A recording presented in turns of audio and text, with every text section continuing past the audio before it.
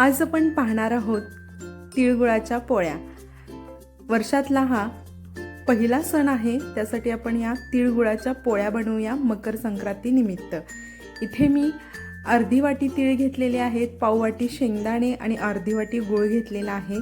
तीळ छान गरम कढईमध्ये मी परतून घेतलेले आहेत। चटचट असा आवाज येईपर्यंत तीळ भाजून घ्यायचे आहेत। तीळ भाजून झाल्यानंतर एका बाउलमध्ये काढून घेऊयात। सोबतच नंतर आपण शेंगदाणे भाजून घ्यायचे आहेत। तुम्ही जर हा व्हिडिओ पाहत असाल तर व्हिडिओला लाईक करा, शेअर करा, चॅनलला सबस्क्राइब करायला मात्र अजिबात विसरू नका।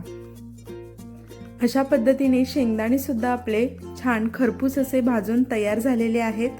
दोन्ही मिश्रण थंड झाल्यानंतर आपण मिक्सरमधून बारीक वाटून घ्यायचे आहेत। मिश्रण थंड होईपर्यंत म्हणजे शेंगदाणे आणि तीळ थंड होईपर्यंत आपण आता पीठ मळून घेणार आहोत। इथे मी गव्हाचे पीठ लहान 2 वाट्या घेतलेले आहेत।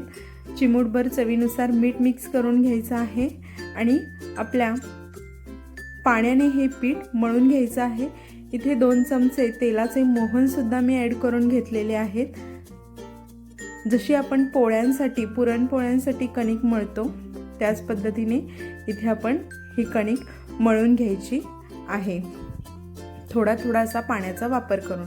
कणिक रेस्ट करण्यासाठी ठेवून देऊयात। तोपर्यंत आता तीळ आणि शेंगदाणे थंड झालेले आहेत। हे वेगवेगळे आपण मिक्सरमधून फिरवून घेऊयात, म्हणजेच याची बारीक अशी आपण पावडर बनवून घ्यायची आहे। छान असे तीळ आपण बारीक करून घेतलेले आहेत। शेंगदाणे सुद्धा आता आपण इथे बारीक करून घेणार आहोत आणि या मिश्रणामध्येच आता आपण गूळ मिक्स करून हे सर्व मिश्रण पुन्हा एकदा मिक्सरच्या भांड्यातून आपल्याला फिरवून घ्यायचं आहे। म्हणजेच काय तर हे मिश्रण सर्व परत एकदा मिक्सरच्या भांड्यातून बारीक करून घ्यायचं आहे, म्हणजे तिळाच्या आणि शेंगदाण्याच्या पावडरीमध्ये गूळ व्यवस्थित असा आपला मिक्स होतो। सर्व मिश्रण एकत्रित झाल्यानंतर 1 चमचा इथे मी वेलची पूड ॲड करून घेतलेली आहे। मिश्रण सर्व एकत्रित झाल्यानंतर इथे वेलची पूड सुद्धा आपण ॲड करून घेतलेली आहे आणि आता याच्यात छान अशा आपण पोळ्या लाटून घेणार आहोत पिठावरती। तुम्ही आता पाहतच आहात।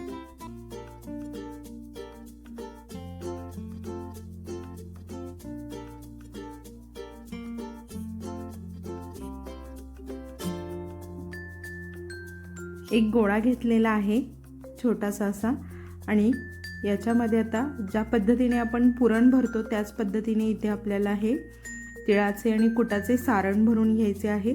तुम्ही इथं पाहतच असाल अशा पद्धतीने एक उंडा बनवून घ्यायचा आहे आणि त्यात हे सारण आपल्याला भरून घ्यायचं आहे।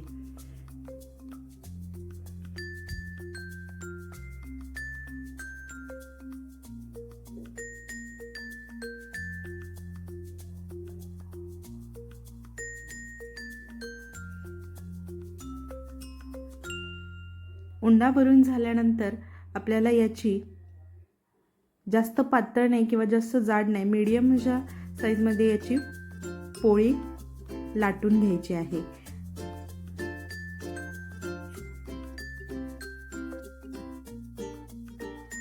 वर खाली या डायरेक्शनमध्ये ही पोळी आपण लाटून घेणार आहोत तिळाची। संक्रांतीमध्ये लहान मुले मोठी माणसे आवडीने खातील अशी ही चविष्ट पोळी तयार होते। रेसिपी तुम्ही नक्की ट्राय करा।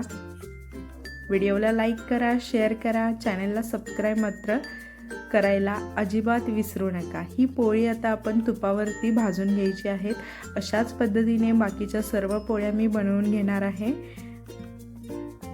तुम्ही इथं पाहतच असाल पोळी आपली छान टुम्म अशी फुगलेली दिसत आहे।